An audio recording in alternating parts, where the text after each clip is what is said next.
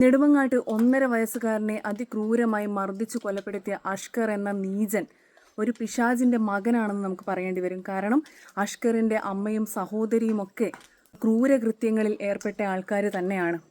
അഷ്കറിൻ്റെ സ്വഭാവ വൈകൃതത്തിന്, ഈ സൈക്കോത്തരത്തിന് ആദ്യം ഇരയായത് അഷ്കറിൻ്റെ ആദ്യ ഭാര്യയായ ആമിനയാണ്.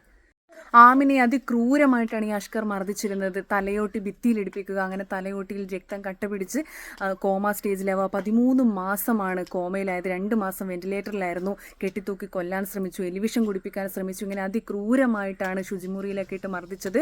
ഇങ്ങനെ സ്വന്തം മകൾ കോമയിലായപ്പോൾ 6 തവണയാണ് ഈ ഉമ്മ നെടുമങ്ങാട് പോലീസ് സ്റ്റേഷനിൽ പരാതിയുമായി ചെന്നത്. പക്ഷേ പരാതി ഒന്ന് കേൾക്കാൻ പോലും പോലീസുകാർ തയ്യാറായിരുന്നില്ല എന്നാണ് ഉമ്മ പറഞ്ഞത്.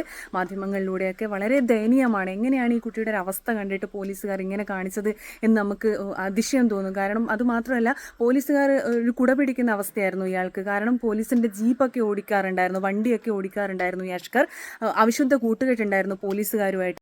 നെടുമങ്ങാട് പോലീസ് സ്റ്റേഷനിലെ ഈ പോലീസുകാരുമായിട്ടുള്ള അവിശുദ്ധ കൂട്ടുകെട്ട് തന്നെയാണ് ഇയാളെ സ്വതന്ത്രമായി ഇങ്ങനെ വിഹരിക്കാൻ, ക്രൂരകൃത്യങ്ങൾ ചെയ്യാനായിട്ട് വീണ്ടും വീണ്ടും പ്രേരിപ്പിച്ചത്. ഇയാളുടെ സ്വഭാവ വൈകൃതത്തിന് അന്നേ ഒരു കടിഞ്ഞാനിട്ടിരുന്നെങ്കിൽ, തക്കതായ ശിക്ഷ നൽകിയിരുന്നെങ്കിൽ ഇന്ന് ഇയാൾ ഈ ഒരു പിഞ്ചു കുഞ്ഞിനെ കൊല്ലില്ലായിരുന്നു. നെടുമങ്ങാട്ടെ പോലീസുകാരും ഇതിന് ഉത്തരവാദികളാണ്. അവർക്കും തക്കതായിട്ടുള്ള ശിക്ഷ തന്നെ നൽകണം, നടപടി ഉണ്ടാവണം.